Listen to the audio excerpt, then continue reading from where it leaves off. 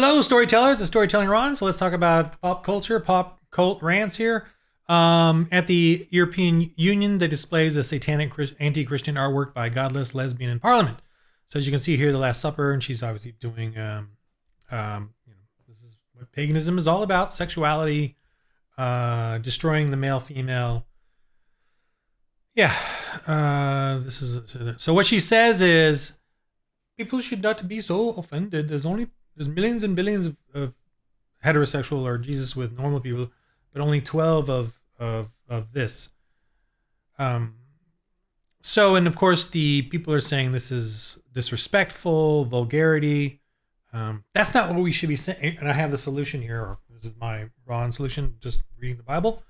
We shouldn't really concern ourselves with, they're blaspheming. I mean, obviously that's a sin. They're making the wrong argument here. The Catholics and the conservatives and the Christians, that this is blasphemous, and I mean it is, but and vulgar and disrespectful. We should be saying as Christians that this is a sin. LGBTQT is a sin. So the thing is that the European Union and in Europe, they're all saying that it's okay to be gay. And that's not what we should be saying. We should just be saying that homosexuality is a sin. So if you're not going to say homosexuality is a sin, what's the point then in you being upset that they have done what they've done? You have to say homosexuality is a sin. Now, I obviously I don't want to throw stones and imprison people. So it isn't an issue for me that I want to go around oppressing gay people from being being gay, and I would certainly treat them with respect and dignity, and I would not blaspheme them. I don't know what blaspheme them in the sense of being vulgar or insulting to them. But as Catholics and Christians, what are we saying in the European Union when they get upset that these are blasphemous? Well, have you rebuked or condemned or called out homosexuality as a sin? Do you vote that way? And I don't mean vote that way to suppress these people, but vote the way in the sense of protecting family and protecting, a modicum of morals that the society should have. So in the European Union, it's very secular. So what is the deal there? And the funny thing too is she's not, Christians know this. She's not going to blaspheme Islam. No way is she going to go after Islam. Or the Marxists who always go after the homosexuals as well and imprison them and put them in gulags. And Islam, who does it all the time, openly. They're not going to go after them because, well, one, they fear for their mortal lives. Their one life they have. And so they will always bow down to the violent and the dictators and the oppressive. And the other thing is that Jesus Christ is the only reality. It's the only real thing anyway. That they know that, and so that's what they have to go after is Jesus Christ. They're not going to go after Muhammad or Allah. They're going after God and Jesus Christ and the Holy Spirit. We Christians don't believe in blaspheming Islam. We don't, we want to debate, we want to argue, we want to criticize or whatever. But we certainly don't believe in blaspheming. I don't believe in blaspheming people or their race or anything like that. I don't use the N-word. When I was a kid, we certainly used the fun version of it, but can't do that anymore. And I don't mind. That was never part of my vernacular anyway. So yeah, what is the solution? The solution is, one, to call out homosexuality as a sin, but the actual real solution, and I'll probably be saying this more often, the real solution for you Christians is to make sure you have joined a church. That's the real solution. We need to, in the Bible, that's it. Jesus is married to the church, and the church is what you need to be part of to solve what's going on here. And not necessarily solve, but you know what I mean? Our goal is just to keep as much freedom as we can in our religion, to live a simple, humble life, and to keep them from oppressing us. That's the goal. The goal is to keep them, the unchosen, the unbelievers, the blasphemers, keep them from oppressing us. That's the goal we have. You join a church to do that, because it's only in the church that you're going to find sort of the voting block or the ability and working together as Christians to do that. Now, the question is, what kind of church?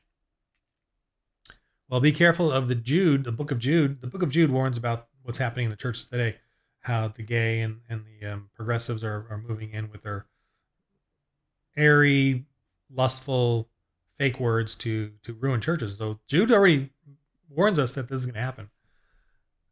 The simplest way of deciding if a church is good or not is one, go to the service, but two, is the pastor male? That's another one. It's got to be male.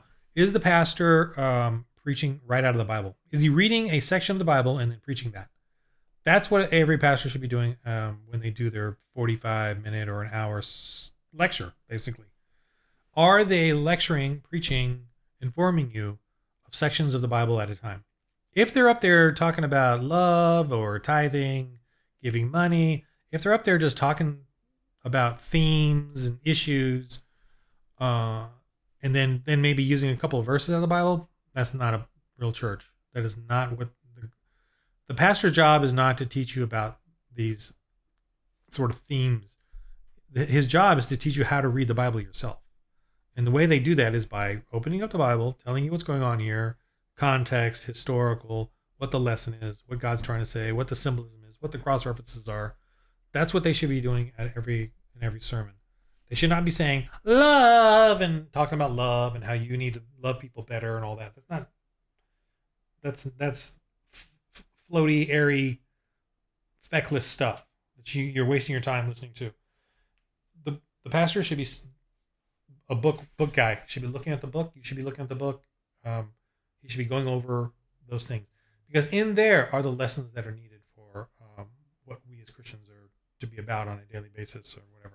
And then there should be Bible study groups, where you guys can join different smaller groups, or with the pastor or with the elders or whoever, and have Bible studies where you, especially men Bible studies and women Bible studies. That's the kind of church you need to go join. You need to support it financially. Be an elder in it, be a deacon in it, volunteer in it. But also, when you do join one of these churches, or if you're in a church, think about what I'm saying. You don't have to volunteer for everything. And don't volunteer for something that makes you feel. You can say no. You can say no and no and no and no until something feels right and feels good. Or you can try things out, and if you don't like it, if you get a visceral, I don't want to do this, just don't do that. That you're not forced to do anything in the church. And the pastor doesn't rule over you. The pastor doesn't rule over you. The pastor does not rule over you. The only power the pastor and the elders have over on you as a Christian is whether they keep you in the church or kick you out. That's the only power they have over you. The Bible is your source for the pastor, for what he's teaching, for Christianity, the Bible. And it took me half of an excruciating afternoon to figure out what are the good translations. Okay, so King James Version is a good one. New American, the ESV. Those are generally the three I go to. I think the Holman Standard is one I also like. And then there's 30 different translations, and they're all, and thankfully there are, and the Christians are all working to argue with each other and get the best translations out of it. And at my church, with John MacArthur Grace Community Church, they got the Legacy Standard now. That's supposedly pretty good. Although I kind of like the New American Standard a little better, but So anyway, yeah. So join a church. Make sure it's the right fit for you. You can go church shopping. Don't leave a church because of what they're teaching right out of the Bible. That's ridiculous. If you think, you only want to leave a church if they're not teaching right out of the Bible. They're not getting interpretation. They're not teaching how you had to interpret it, and there definitely seems like they're not interpreting it correctly. It's got to be pretty obvious. It could take a while to figure that out, but be discerning. So join a church. Get them to be politically active, especially at the local level. Get them to talk about it, maybe not in the main service, because that's for God, but in the Wednesday night or Tuesday night or the Bible study. Talk about issues of the day. Can we talk about issues of the day? It could get heated, but you're amongst Christians, so the heatedness and the deception is always very limited and controlled, because everyone there wants to wants to bear true witness, not false witness. Everyone there wants to try to not be angry and try to be calm, patient, and cool. We want to be. So there's your best chance at resolving anything. support a church, and also support Christian endeavors that you feel are important. Pick a couple, send them money, see how they're doing, kind of thing. That's what we. That's the solution. That's the only solution. There's no other solution. Write down in the comments if you've got a solution. But don't let the mockers and the scoffers with their blasphemy, like the LGBTQ mockers or whatever. Don't let that. That's not. Good luck with that when you die after you die. Good luck with that. I'll tell you. But if the EU, if the members of Parliament, if the European Parliament who find that blasphemous are not saying that LGBT is a sin, then what's it's like they're digging their own grave in that sense. Because homosexuality is a sin. I don't want homosexuals to. I don't want to. As Christians, I don't want to create laws that send them to jail or anything. But we do have to have that modicum of civility and morality concerning kids, concerning education, concerning a culture of sex or a culture of family friendly. That's where we as Christians, are drawing the line. Not at their lifestyle, but at that family friendly versus sexual culture level. All right, that's just a little bit of info or my take on it. Again, please comment. Let me know what you think. Christians, anyone that just says anything mean or mocking, scoffing, I'll just delete your comments, like whatever. All right, and remember the game of life: roll holy dice.